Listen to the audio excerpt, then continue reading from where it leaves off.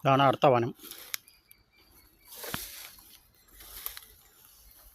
ഇത് 13-ാം വാർഡിലെ ഒരു വനത്തിൻ്റെ മൊത്തമാണ് ഞാൻ കാണിക്കുന്നത്. ഈ കിടക്കുന്ന പഞ്ചായത്ത് റോഡ്, ഈ കിടക്കുന്ന സ്വകാര്യ വ്യക്തിയുടെ സ്ഥലമാണ്. താമസത്തിനേക്കാൾ കൂടുതൽ വനങ്ങളാണ് കൂടുതൽ.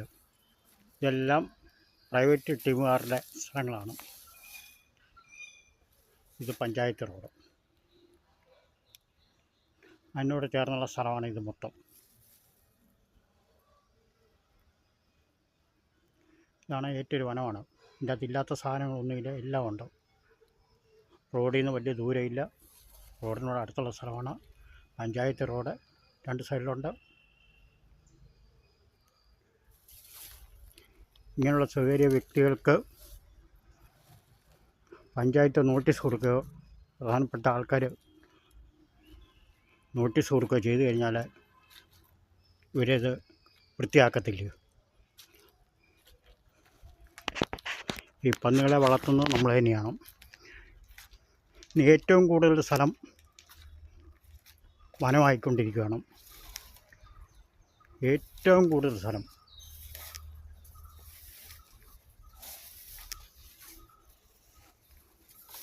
എല്ലാം പ്രൈവറ്റ് വ്യക്തികളുടെ സ്ഥലത്താണ് ഈ കാട് പിടിച്ച് മൊത്തം കിടക്കുന്നത്. ഇവിടുന്ന് അങ്ങോട്ടേ കാടാണ്. ഇതേതാണ്ട് ഒരു 10-60 സെൻറ്റ് സ്ഥലം കാട് പിടിച്ച് കിടക്കുകയാണ്.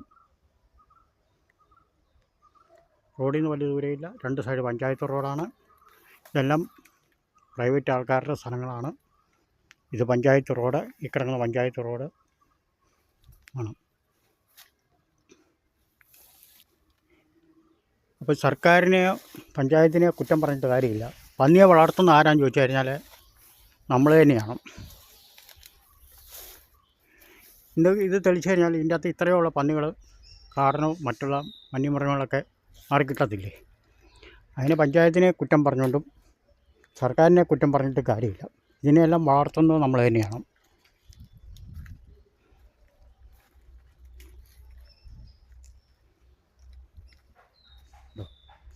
ഇത് ഇവിടെ തന്നെ ഒരു 60 സെൻറ്റ് സ്ഥലത്തോളം കാടായിട്ട് കിടക്കുക. 60 സെൻറ്റ് സ്ഥലം.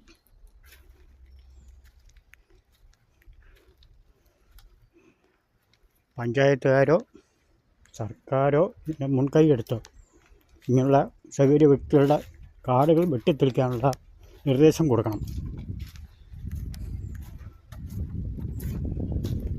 ഇത് ഉത്തരവാദിത്തപ്പെട്ടവരുടെ കയ്യിലേക്ക് ചെല്ലുന്നിടം വരെ നമ്മൾ ഷെയർ ചെയ്ത് മുന്നോട്ട് പോവുക.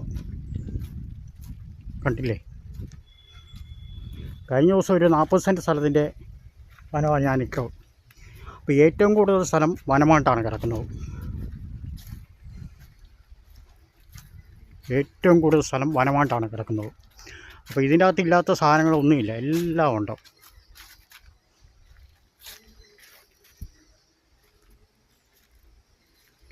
ഇങ്ങനെയുള്ള വ്യക്തികൾക്ക് പഞ്ചായത്ത് മുൻകൈയെടുത്ത് പേപ്പർ കൊടുക്കുകയോ നോട്ടീസ് കൊടുക്കുകയോ ചെയ്തു കഴിഞ്ഞാൽ അവരത് തെളിക്കും. ഇല്ലെങ്കിൽ പഞ്ചായത്ത് മുന്നിട്ട് തന്നെ ആളിനെ നിർത്തി വൃത്തിയാക്കാനുള്ള സൗകര്യങ്ങൾ ഒപ്പിക്കണം. എന്നാലേ രാജ്യത്ത് കർഷകർക്ക് ജീവിക്കാൻ പറ്റുകയുള്ളൂ.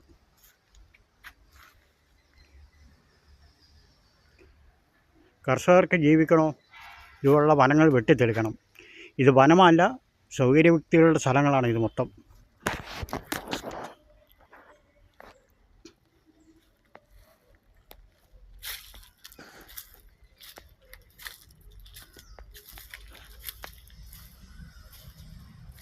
ഇതിനെല്ലാം പഞ്ചായത്ത് മുൻകൈയെടുത്ത്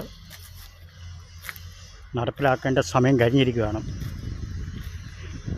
ഇല്ലെങ്കിൽ ഇനിയുള്ള കാലത്ത് കർഷകർ ഇല്ലാതായിപ്പോൾ. കർഷകർക്ക് ജീവിക്കണോ, ഇങ്ങനെയുള്ള കാടുകൾ വെട്ടി വൃത്തിയാക്കിയെങ്കിൽ മാത്രമേ പറ്റുകയുള്ളൂ.